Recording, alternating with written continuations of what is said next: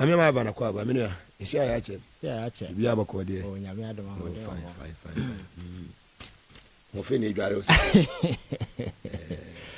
Ya we adom. Amamo no na nkoyie ba to bandan. We are just hoping say ya kwekure man ti no ba be ya dru dia. Ba na yaso. Yeah. Na me beko. What is on nam so say ne legacy o ja no hand over to obi oba be say na utimu say President Kufuor da da agudie won adwen mu. Unsa wo ya akra kasa agro wani so. Panyini di agudie won adwen mu. Because you don't decide obi a hand the power to Ghana for na di to me man no enti ba bia the Ghana for dwene so obetimi hand akonwa ni yi ni no mo de be man no. So you don't go there to tell people say me pesa me hand it over to agro na ni so dodo president agro na ni so because nya una be decide I collectively Ghanaians now here the SC or say the legacy the question I say maybe say legacy be ho asem na ye kan apart from chrono, apart from sexual scandals, apart from family and friends, apart from say young kasa your family for mo aboa no me say your friends say your investors you be form my japade hwe PDS hwe your friends say gold you can fa san komo e fa kwakoton wadi. These are the realities on the ground. So Kufuor do be general kasa legacy he should be bold enough to tell Ghana for say 8 years am buy legacy amajane. Apart from legacy of corruption, there is nothing sensible Kufuor do betim din say gina say me koi Ghana for the bekai me. That is why I be telling people say he will forever be consigned to the dark pages of our political history. He will wish Christ and Kenyi ni dim film as a president because oba no baby anaye nam 2016 senka ye to aso amenya so senka say na Ghana gina waba abeteki steps backwards almost o kan ye and this is the state of affairs and Ghana at the international state ye ni integrity bia e wo ho. Look at the economy and all the rating agencies are omo rating ye junk status Ghana cities in as for and they look at the dollar and they look at the city and the good and other individuals or more businesses e wo krom ha nyina no be complaining and multinational companies over the years or Martina Chroma I invested a year Juma more creating Numa ama Ghana for no. They are now telling us that because of harsh economic conditions including taxes and then as a Ghana environment and business friendly for them to continue doing their business today and most of them are going away. And we are president you should be very much concerned about these harsh economic realities. I walk ground na power kakana wo nsem would be yansa be to salvage the situation. That is what you do as president because now and yes we will be what say political fringes so you have political power, you have power to make changes a bit positive and lasting impact on the economy. What everybody is walking away. Ghanaian businesses are folding up, foreign businesses are packing away. Or be our sabi or adwin pa ye di bu omanya. These things should occupy your focus. You will not be talking about legacy, you will not be talking about handing over to who because enya would watch the fan edit to me man on a political fringes in 2016 Ghana for edit to me man and I say because of hoye fair and sabi unim ninja chen obia sa hofe na edit president nka 2016 yabo abana kasa Kufuor do awen na nka gifri nsam but enya hofe Ghana for ya am hofe na edit president na nka 2016 yabo abana we ya kasa wa when I say ka be gifri nsam but Ghana for no free say ya de be ma na ya de ama enti ya de sa to media ni sha wonsa you need to respect the people of this country na adwumadi na ya de sha wonsa na moga obeya ma amamfo anya so we hwe ye fence unemployment aye kan na no napko na omo ka ho asem na kwakosi san countless number of youth aye for mo dwuma se member ya dwuma okroma na aban antimi sustain just 100,000 and omo titifie nurses allowances na se for na no ba omi akogina tachima na se concert no ye se comedy no ye wodwunu ho a wonhu akwara na be kan ya ma ne be ya we se ade a na ye omo flagship campaign we ya slogan na model am campaign si be pay nurses allowance no he doesn't do so for the past 3-4 years in here nurses allowance they haven't even paid a damn to any student okogina na na just say then me kwa bisa finance minister a chance agudie wo nipa na ye de oman na show mo nsam sesabi omo meboa ne ntoto ne ma ye no ye yete ho a hoping that things will turn around no to them no this whole politics is like a joke concept bi omo nya opportunity anya sabi omo de pesika ma omo nkrofo asisisie and that is all that they care.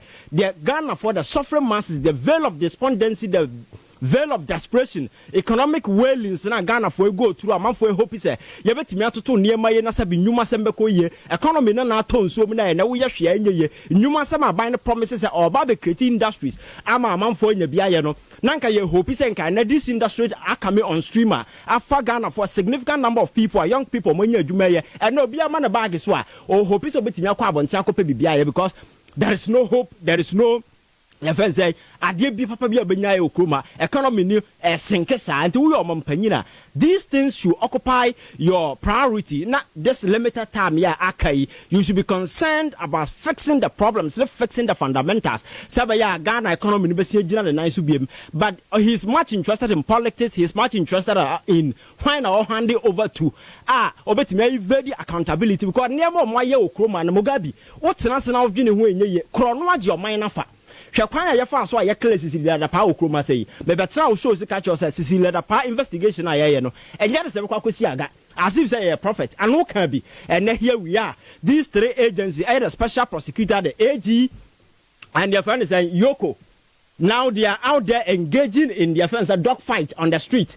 Mu go money say my men and Casada they are living off the hook because you can't find such huge sums of money. My men demu na say you say Sikano nyan here. Now we catch and say why investigation a kill a woman. Now you should be able to tell us say Sikano yet me identify the source today. All the three agencies in Yentim be a Sikano I mean free yet. Whether the money nowhere apply legitimately for 20 years. Why? You couldn't. More boredom. So when we are your friend say a mamua for a good year in the woman for this winter now okay can the end then. As some no buy no I didn't tell me Bianca for 20 good years. Oh Bianca say we are but you should be able to prove beyond every reasonable that huge sums of money no good them at the time Ghana FSC forex challenges, you know. Sikano when fast we should be able to prove just tell a doubt on the minds of people. Special prosecutor is telling us our investigation, you know, on young conclude here. So how come and the attorney general is out there telling people say the special prosecutor just killed the matter and look at Kwanya and so far so I also told matter not to change because you have your friends a power, the jurisdiction to do proper investigation. Now the issue now said there is a possibility of money laundering in this particular matter.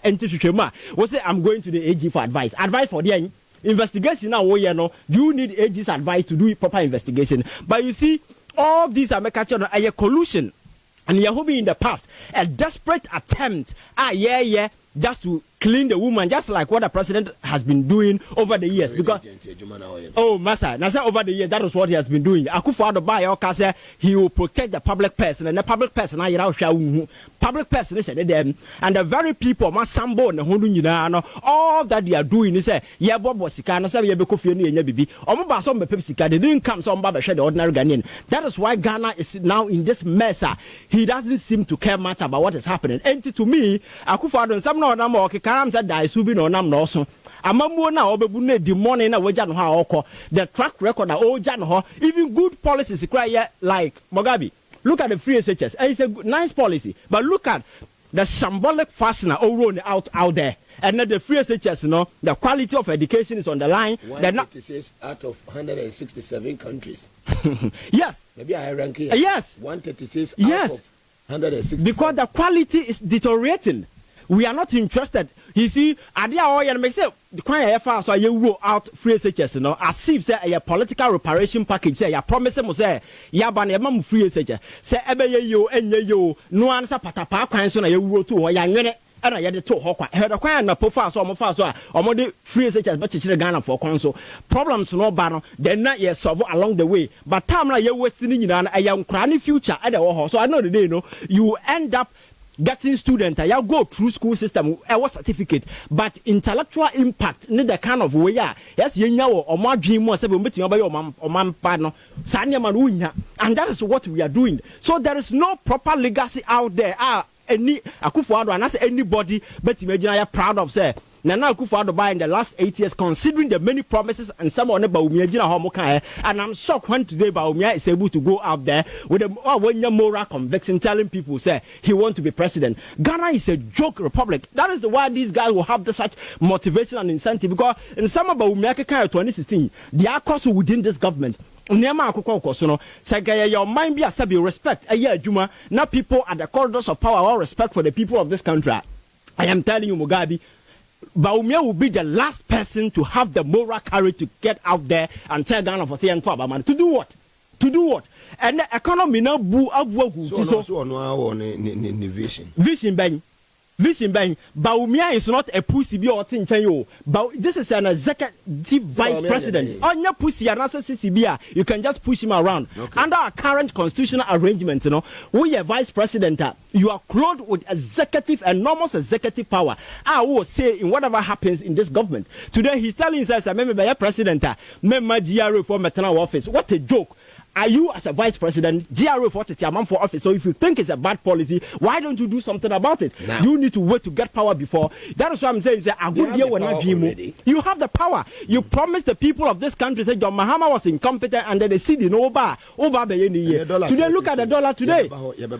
So I think say your mind you're taking Nyama serious. And today, Mugabe, I can sit here and tell you I'm very happy considering the number of youth nearly a macro much interested in politics. First, now I'm for politics in a few people, but then people are taking interest. I'm for they are understanding the concept politics are. That is why the guy is out there struggling. They say, or your campaign or Chimo, so I you or the voice of it's so funny. It's so funny. But I say, Ivan, live on TV as was and also on Power 97.9 FM. As like I say, come Amuzu about clinic. Now that room I can watch Chibin Yedi Yedi Ebro and Ewe. Now see and Waka for Amuzu garlic bitters. Champion Amuzu doctor no. Waka for Amuzu garlic bitters. No baby bisa say Mugabe. Amuzu garlic bitters no. Eye die be juma eneye. Wobi a wonante kakra bi ana wabre wobi a wonante a na ayete say we say ananse ache wonsa ananse ache wonan na wagina kakra na wotim fifire na wotum say asa wona say tatai bi moja ne timi ni paduanum afurisa ne yie kwasi broni be ka say blood circulation enti wonya amuzu garlic eye bitters ni bia ebeboa improve blood circulation ewo ni paduanum na say reduce eye cholesterol eye woni paduanum no reduce e de amount esa boa control urine flow obi a wontumi anwun so yie no wonya amuzu garlic bitters ni bia ebeboa mo atumi adwonso amadwonso na bakama ama ho atumi atɔ e supporto eye sa boa supporto eye the pancreas and improves eye vision e reduce high blood pressure and minimize high sugar levels. It is a dry a friend say, Amuzu garlic bitters. We are bow, we are bemu, and we say winyabi. I will say winyabi. Now on nom, nabwa, and my immune system no ejina suye. Would you want to chair a misty heba? Ubenyabi. Would you want to chair Danny heba? Ubenyabi. Apidank heba, Ubenyabi. K&J heba, Inina wumrum, ewu kumasi.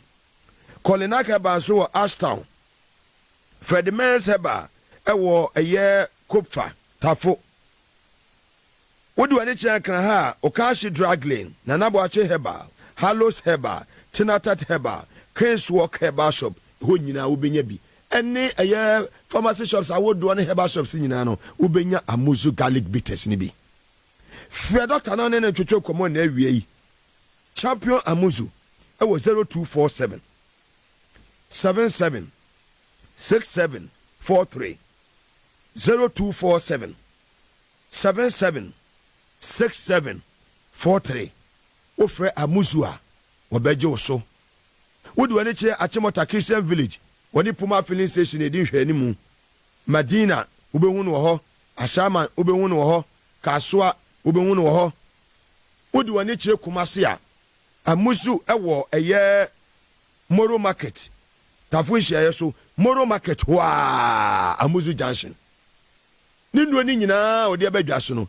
Food and Drugs Authority the stamp na yeden aboso approve yeden e de amano.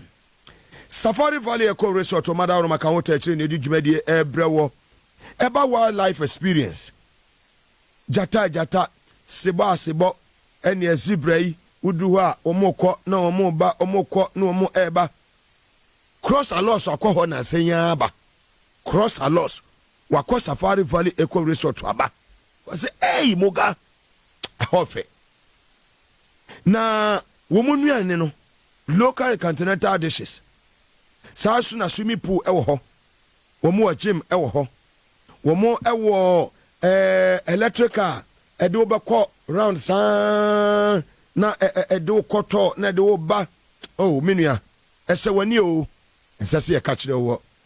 Wanya wodofo bi a wodo ne pa se Ivan encha wo ba be wari. Wo wari wi a ene Ivan wo wi ya be hume. E woni de mia mekwa kubukia ma. Na wo be wo se yes wanya dofo. Ani mu papa bi. Wedding papa bi na makwhye hoku. Makwojojo mo. From 0596914394 0596914394. Womu eye dew ewo kre constituency in the eastern region. Jumakoi adawuruma the church ready jumedi ebrewo. Medimosis wa ha. Power specialist wa ha. Hebron Hills International School ka ho. Ena S natural mineral water so church. Emre semunu me de womu nkrato nso no. Aboafo nkrato ebesan ato amoso. Maybe I do no. Electoral Commission. Jane Mensa. Eye Serebo ne Nkrofo ene eye concert man. Eye bossman. Dey na kwosio, Ivan. Mugabe. And then this is ye press conference. People kote. Ni nyina ye yisi. Yes, ehun hia won say obi ekosku na osua de duru baabi and you assume say nipa no wonim de bi Mugabe. Na baabi esa oda na di no nipa no na sa nim de na di a bit frustrating. Because Electoral Commission as an institution ya manyo sem ne ya batwo mu nsem nyina no eda na koma so a ne dwumadie ni se onhwe se pepepe ye ebeda adi. And that is what Ghanaian bi or Ghana ha bia no ehwe animu. Enti we commission and now we Electoral Commission and asa we worker ewo ho a usuban ne niam obeda na di bia no must ensure say ebe engender na inspire that trust and confidence in the ordinary people na omo hwe from afar no. And that is what the kind of expectation na Ghana for epe. But over the years, so we kwanya je men san far so by Electoral Commissioner boss. Na circumstances are leading to arrival. Any other people are ebe kind of like Bossman Asare. Man phone him the track record University of Ghana and then as a forum no. Already no. Not these doubts eleke around. Man for say these people are not genuine people or met me ab election are free fair. And Obia coming from that particular background, you need to be very smart and intelligent to behave in a way, Sabi.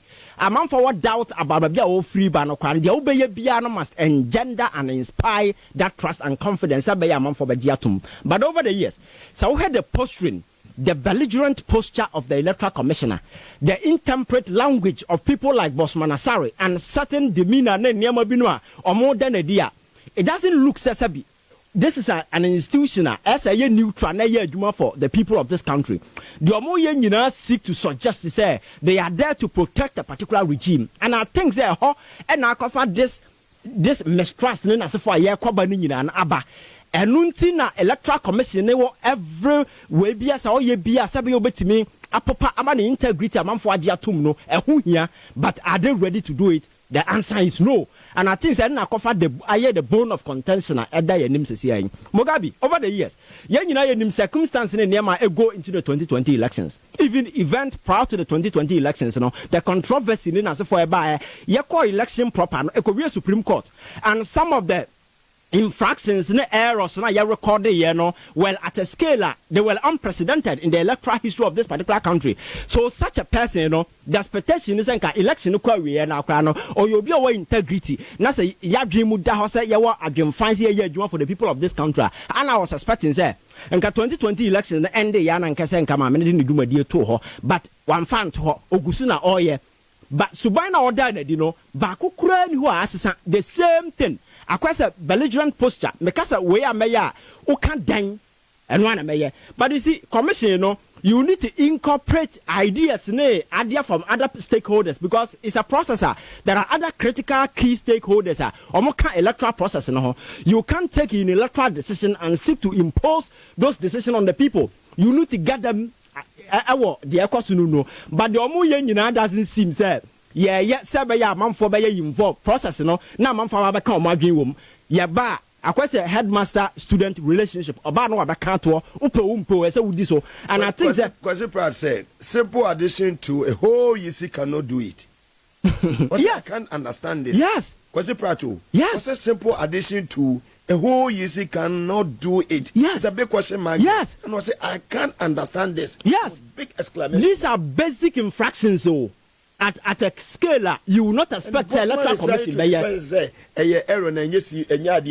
on serious. That's what I'm saying, sir. You see, but without integrity in as a force, you pay your man across no anyhow because apart from Bosman Asaba be free by a Kufuad was saying near Mabebrea, obit in China on G electoral commission here. You can't blame the person because her cry of fast or far, Papa, we didn't appear hene. I will be a nim, Nibabi free by. Mugabe, so when you be a your man boy for now, we will be a boat team possible best say your maya. Now we will be a sabi when nim daho, na adjo papa wo team.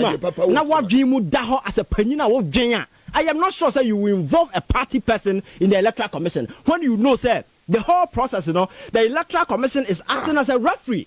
As a referee, the neutrality is key. The independence is key. So you don't do anything that seek to rob that neutrality. But President Akufo-Addo, when you do say he did this particular thing without realizing, without a remorse, and the other side of it, as some no we mo to president for at some no koto hana me by asam no koto council of state in Sabno.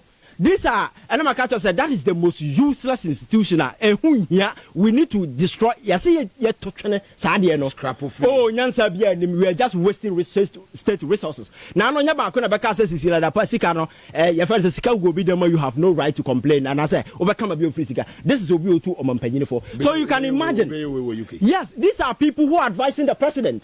So you can understand why we are in this mess because President Lankasa Adweno Sabi and these are a bunch of people who are also giving him that kind of defense supporter. At the end of the anti-electoral commission, no. Domama Bapa wa no appointed a year. I say don't get here and I say Ibrahim Hama. Yes. Some now Mokai no. The defense Council of State say they should focus on the qualifications of the person and not his identity. That is absolute rubbish. Because this is an institution who make sure say sabi or mine nyama ye be bia na be fa kwamu sabi ya enkoje ene because Mugabe win baby ya Africa has say I keep telling people say electoral violence and electoral misunderstanding are turning a lot of African countries into a graveyard. Man for obeti say Al-Shabaab, obeti say terrorist group which they were once peaceful like menawo. And ebrim ye journalists, ebrim ye doctors, ebrim ye nurses, but today otinguram kureto so a rebel adentia because system ni. That is why they have constituted themselves into that particular group. Fighting the government in a guerrilla fashion, and we don't want to get there. And we are panini. We are Council of State. Some of these things, who say a unity, the doubt or the credibility of the Electoral Commission is just as a from you need to rise to the occasion to serve it. I was very surprised when the Kosi Abai, a sitting member of parliament and a deputy minister, go to the grounds at the envelope will be as in say, oh, now a gift. A gift. You see, sometimes we need to be open up school now. No, baso. Now who say sometimes it's not just about law because some of these processes, a thrive on certain actors and certain morality. Because I will call election grounds, a bright electoral commission or a neutral person. Election as a command or a gift that. Then it becomes an established convention going into 2024 elections. Mugabe, Okotwa, bet me in Chiako, Oka also the electoral commission, what they your gift. Obinsuka no da kokoko. Obinsuka no da double. Ebiesi pen, and it's a sad diamond. You can imagine the state of your friend saying electoral area how they be. So some of these things, you don't open up, you close it, say among for any doubt, but from day one. Electoral Commission na man force say you or China man force say you and Bosman Asare they mention and say for them when they come out responding to some of these things to even speak you need to speak in a sensible fashion. Say I then win you become aggressive because my catch say uko school a teacher for na teacher ni wait me dio your bon kra no they have certain weakness that is inherent within them so obiem up now kraba in China There are certain things we be question so naturally they build that kind of way, no? Yeah, to ward people away. A psychological way. When you study, you understand. So the aggressive posture now, why you know, he knows say I don't know, you know,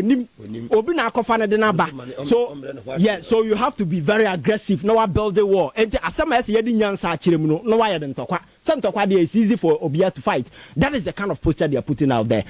Oh, exactly. Because some people are and young talk. Yes, say DVDs are here. NDC as a political party, I will every right to question about the BVDs. Baby akwakodi na kwan ye befa so a may affect the elections. NDC could be wrong, but you as a commission, you know, you have every right to explain the thing. Exactly. Sabi about the stele. Away from the mind. Sabi obia bimu abayin pepepe. What people don't get in say electoral commission is not a matter of say election day. No, what be have presented results. Kakase thinking that the election is free and fair. No, election being free and fair. No, also include stakeholders. You know, accepting the results because. Election now, you know, the men say, oh, yeah, election, a man, mammy, and on your man, papa, and on your man, bushing for, or yeah, for the people of this country. So the outcome no must equally be accepted by majority of the people in the country. Sa acceptance na mama, and a coffin tokwane, maintain one said the bano. And to who BBR, you need to work within a certain context, a certain perimeters, a sabi. You will not injure your credibility. Now, one cast doubt on the minds of stakeholders, you know, several elections, you know, Obia Benya, Pepe say, yes, Electoral Commission, during the registration process. Political parties were asking, say, registration now in the district offices, you know, and now the Sababwa, at the end of the day, you end up disenfranchising people and open up at the various way. The Electoral Commission, yeah. Ideally, you know, the Electoral Commission should rather be fighting, say, Yamfanko. Electoral area, not political parties, and say about country, you close it up. But this particular case, you know, it was the other way around. So to me, you know, I think that the omu is to further particular agenda. But Mugabe, you must be very stupid. I'm repeating it. You must be very stupid to think, say, you can skew or bend the sovereign will of the people of this country going into 2024 elections. It will never happen. Say Obi trans say. I'm going to skew or bend and as a election move. It will never happen. Why? Because Mugabe, the stakes are very high going into 2024 elections. The stakes are very high because now make no Ghana there are a lot of Ghanaians who are willing to die than say about say I'm a kufa we election because businesses, for businesses are folding up. There are people who move away from this country. They have sold their properties. They have sold everything. They've traveled out because economy and support what they be. And you think people will sit down, fold their arms, and watch you incumbents indeed just abuse. It will never happen. So I think that they should revise their nose and think twice because Ghana for Dino Biato or Yeno. They are hoping say election time no be drew. Na Ghana for about two no. Na the people will be held accountable and responsible for their stewardship. That is exactly what is going to happen. But for them to sit somewhere and think they can bulldoze their way or maneuver or manipulate the elections and get away, no, that is never going to happen. Very well. Ivan, Medasi. Live on TV as was at also on Power 97.9 FM Medimosis Clinic and Herbal Center.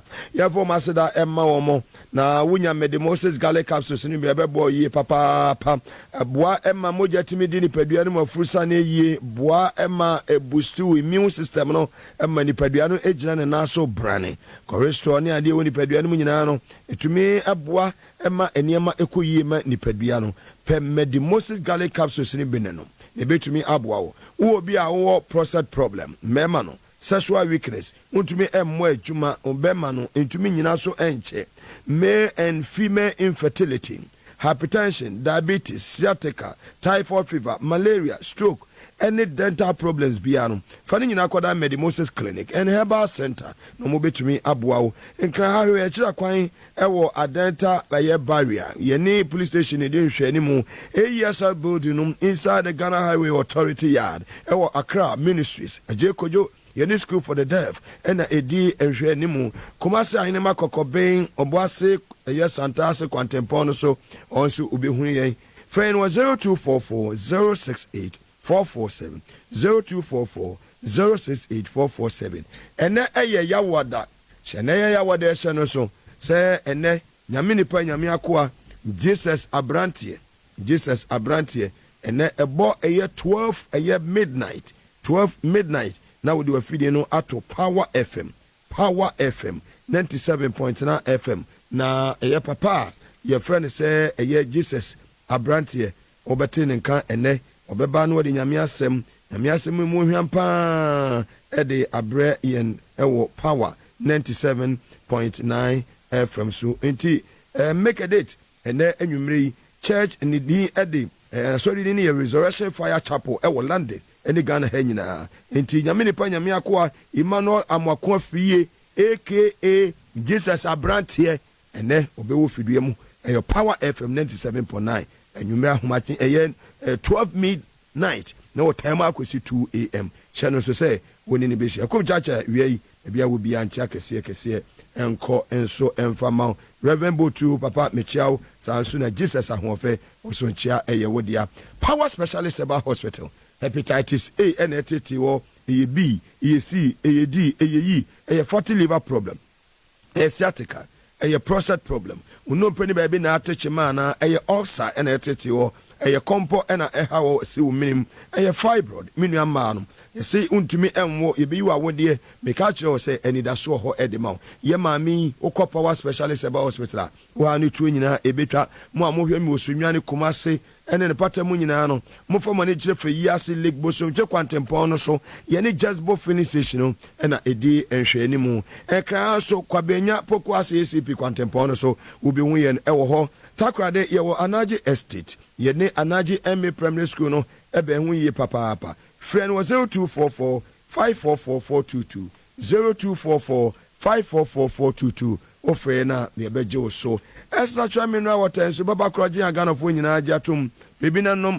ne betumi aboa woto pono de afra adofo say ye wedding na ye engagement and ye birthday party bi na wo ya fasevo awo eye na ba fie fasevo awo no mu eni beje hu ye papa extra try mineral water open do so puatu akoton a bra 37 na Bebese Street XYZ broadcasting Mr. Robert obi huna yudo bi apebia no unsa betumi aka na osu anya bi aton enya so emfaso Hebron Hills International School ewo eye media of the Nsawam Road na the Denise Kumasi for enche na mo branch no eye baba bibi ano e de amamo sanso na mo amo 3 junction ayi kan do blo obeye ene eye jida ho nyina ekọ no moso mo ba benyamo de enche na chese moso modem na chese Hebron Hills International School Paul Amantem so ese di kanfo mo benya branches makomakom miensa na chese enye asem ketua na di wo mo ne se mofra wo manya eye bosumi nan ekosi bosumi num ne Montessori tete ne de mo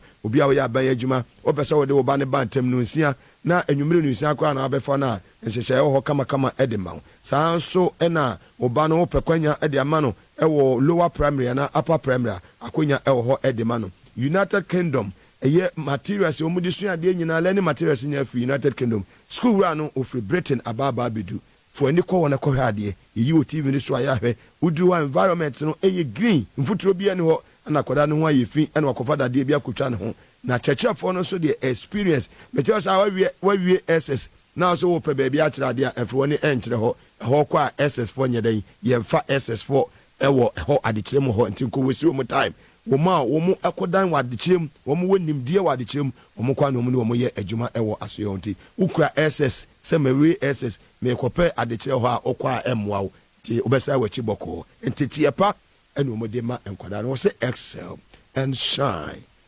ameko Ivan Subim.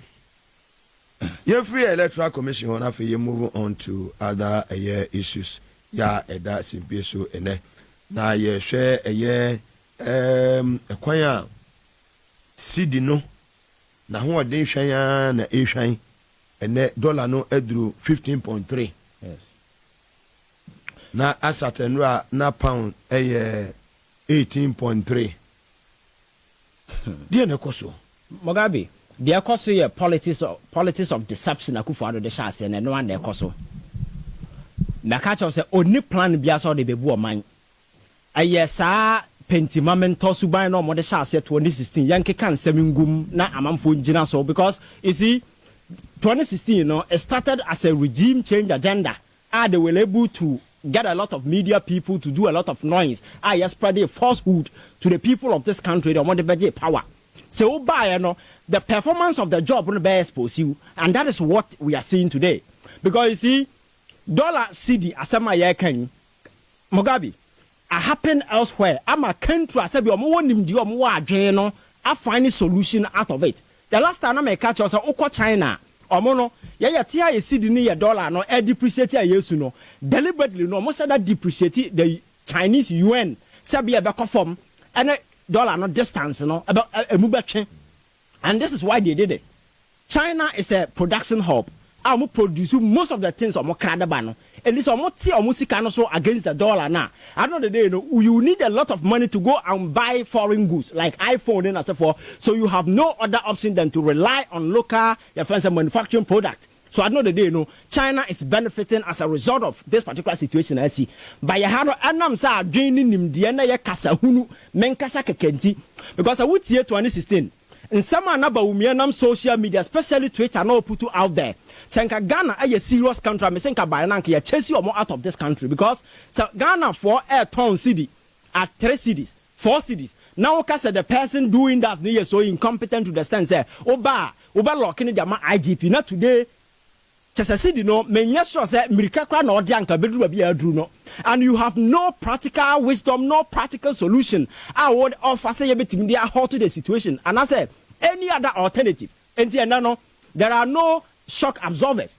The very moment a nema no air corner directly it is affecting businesses and everything. That is why the businesses are falling up. Failure and deception na omugu so omo sell it to Ghana for no, and then abedadi and Ghanaians are omo this is the time I send komoba ebe my answer say nipa no the promises are can say oba be resolve no nunti eso ode na kofa ba umia de ba no. Today all the indices and the economic indicators are off bar. For the first time in the history of this country, we've gone out there to tell our external creditors actually e kana ya deni ntimi e see that. For the first time, we've gone out there to tell people under somebody who claims your economic wizard. Ultimate service and debt and seller no dollar no. Etimi area ma. Nipa no so a oka say $1 to 4 cedi no. Eno no enye papa no. Yes. Osan gina so say $1 to 15 no. Eno na enye papa. And I make a say. And Professor Jambo say it's only a fool. Oh, exactly. Baumia is a comic character who shouldn't be taken serious. That is why I get so pissed. I don't know more campaign because me catch a Ghana for say oko. Na say even tilapia ti kura da ballot papers no ne Baumia toma tilapia ti because I'm fast also and ubedia me tilapia ti kura I'm fast also change say oko to abama Baumia. Oh I'm telling you tilapia ti da papers na Baumia da how kwa toma tilapia ti because this is a manner. Oh, I'm telling you, Mugabe. Maybe people don't appreciate the kind of enemu. I am telling you because you see, Titi katano tilapia a man for the dibankui. Okono da paper so I'm telling you, say toma tilapia for so chamba umia. I am telling you, but maybe people don't appreciate. You see, ya suspend you, ya bubble siya amuna do the ceiling top, and there is nothing that the government is doing today. Ghana as a sovereign country. Within the countries of Africa, we were respected. Look at them chromatam up to a neck. Now, man for respected the shining star of Africa. Today, we can't get out there to borrow. Bosia kekekran yentimi kobobi. Adan yenam na ye beg some from fire cancha. All the rating agencies are downgrading. For the first time, Ghana ni ordinary sika koto bond investors chroma. They are telling them say, "Chale, abayin timi ntia ntimum postum mum fan komonim." Enti yentia ya company look at the dollar. Enti bisawo sen kaya service ya debt and kanya see the net say. Iraqi a fifth on a year countries about 160 countries. Iraqi a fifth say yene omaya a total 5 wa. You're spending more than what we generate. Exactly. The revenue I generate at the end of the year, we spend more than that. Because you have nipa amamono omunu ya nwene na de aye niema. Because Mugabe, amidst of all the challenges here, of course, there's me from adwuma mu hanya example. Say sika mu generate extra chance a car mo bar. The first option, you look at your friends as staff, no strength. Now what cut is you're spending so better. That is the wisest thing to do. And other name will be how cut so. But look at the government. Upon all the staff, I course Akufo-Addo was begging Ghanaians, "Mr. Yan tighten your bet." Did he or tighten the bet? bet host no kura obi businessman no kura na da bia bet host no kura na bi ni ne transfer obi close business ne gens no kura no bet host nim ne campus what tight anything. The guy was spending like crazy, luxurious lifestyle going around. Me say nobody should sympathize with Akufo-Addo because he's the reason why we are here. Mama tell our video way so when we were complaining na or hand jet koba ye Kenyans say we are seeing na one few bia they were using our money on fancy fixtures, never be more no niaje, wasting all the resources. Today here we are. And now we don't feel baby agents CIC service yen service deputy IMF the IMF programs so the IMF programs are what it means that there is an inflow of dollars into the country. So the city is supposed to be stable. But I'm saying more packet dollars in more demo. They are not keeping the monies in the bank, you know, and there is no dollar in the system. And I am telling you, they are they are packing the dollars in their bedrooms. No more demo. You can't find the monies in the bank. Polytank, no more Pakis can do. So you see, that is why I said 2025. So if we don't go after these people, and here on my way, I am telling you, sir. Go after these people and hold them accountable to answer for their crimes. On my way, that is what is going to happen because the Ghanaians are very angry.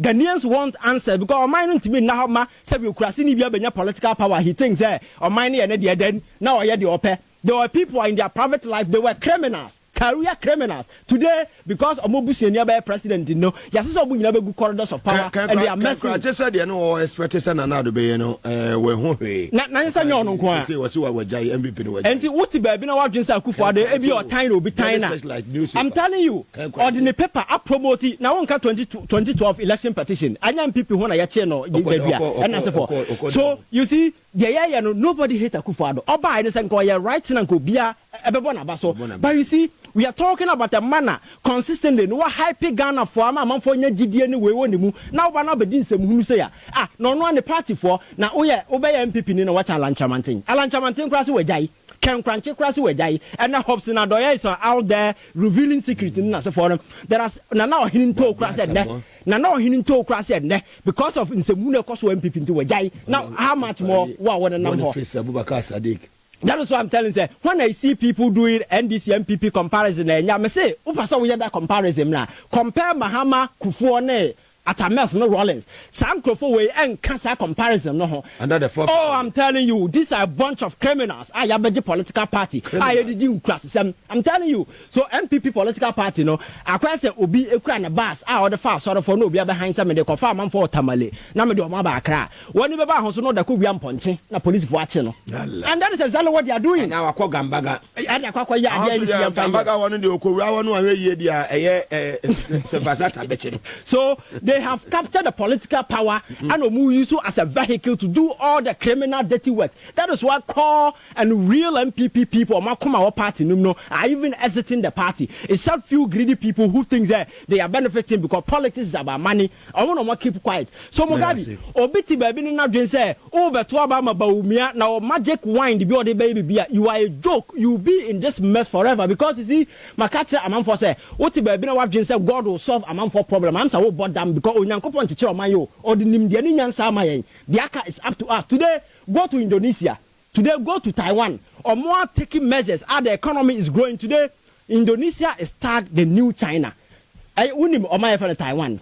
They grow. Then I remember Vietnam. Vietnam, America for today go and look at Vietnam's economy. And furniture near my air by Europe. No first man for rely on Turkey. And Vietnam is failing that particular space. And more Ghana, yet for over $200 million from Ghana, more from Vietnam, the Bakruma. They are doing something different. This is what we want leaders, reasonable and sensible leaders to do. Exactly. Because more dear. And here, apart from saying Sika, now Obi Bejan Yakan Sebna, we are a young boy. Now we are so frustrated about the situation. We had a veil of desperation among for Ghana will be a month to Yanakasi Sandra Ghana. I can't how the two become 500, the two become 1,000. Again, you need to save the situation. That is why such a joker should not be tolerated. Because of course, my name of Kodana, you know. our nursing training in Asafo no. It was exposed. You see the following day, and I'm social media, so you have the capacity to pay now 4 years. All these are comic characters. We should not entertain them. That is my word. One minority leader, Honorable Kasalato Force, and Adre say, Baumia and Red City, no way you man dancing. Oh, yeah. You are dancing now. What has he? They said they were just sitting once more. Would you, sir? You are Baumia.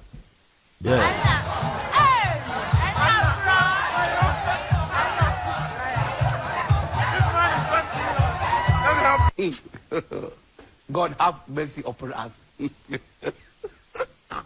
Must have one also.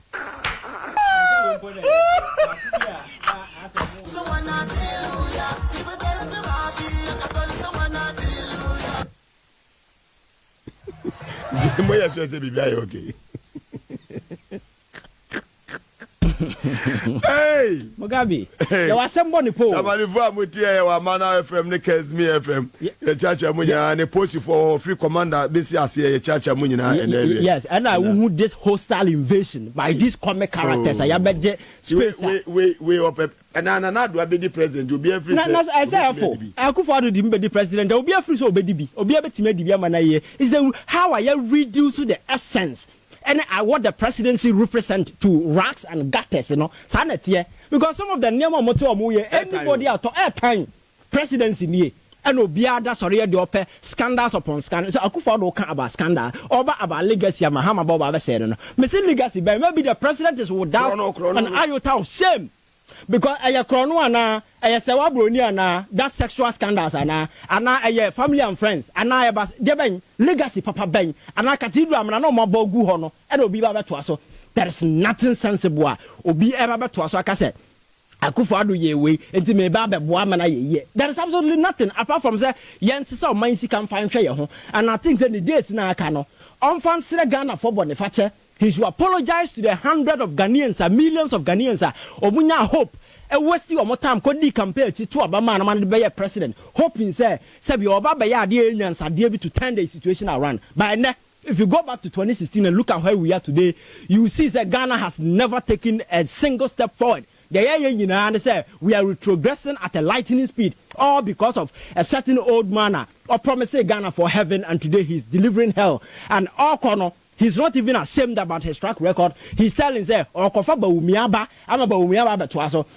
they think that Ghana is so cheap. The people are gullible. Oh, Sano Muhuno. Ghanaians are very, very intelligent. Kwame Nkrumah can send me. Also, when Ghana for a year, they are just be careful. Or better not be say Jimmy. Come Mugabe, my room is a Ghana for the two Kwame Nkrumah, you know. So then you know by a Ghana for the same two, no Ghana na cool. AC had to say, Bruno do a chicha biscuit, mama, for no. But near be Nessie, and I'm a Ghana for Tamichuku. So don't take the people for granted, and don't you ever think there and think that the people are fools. You can take them for granted. That is why. Papa na ote Fraxter has a or power na ye ne de min handi over to Lord come was a wine. Wo fu e hye wanim say Eji Kim say yadwane a can he even save himself? These are jokers who should not be tolerated. And we quote him. Say niema Eji wom e okrom ha. Lord come can he even run to save himself, let alone say omunya hu bibi da. We don't need to get there. Me say Ghana is a civilized society. Ghana for kuram niema akos wanda ku for ado time. Diama Rollins ye ku ye twam. Me say you chum abroso Tunisia Arab Spring. Oh, you chum and Arab Spring na dey I be na Libya obedi akonyo na yira sabe mudi nkrase sama enwuma sem na asefo enkoye. It's exactly what is happening here. Youth unemployment and then cost ha say but we see Ghana for no ya duru ba bia hu say ya nia bie theatre ba bia Burkina. Oh, ya Burkina ni man na dey see ho. Look at our city today. We got to a point that our city was the worst performing currency in the whole of the world. That is the track record. 50.3. Omanya at the point nkrate biase insuo bom pe no mapon akotena fie. And education is the key. Obia is amping in blue and white. Obia try to pay that in school to a certain level as a baby to many certain recognition. Yet the say yemfa on mine sika over 66 million na quarter pass question. Na the Akoma Kingdom books na ya wan photocopy na ya cheche.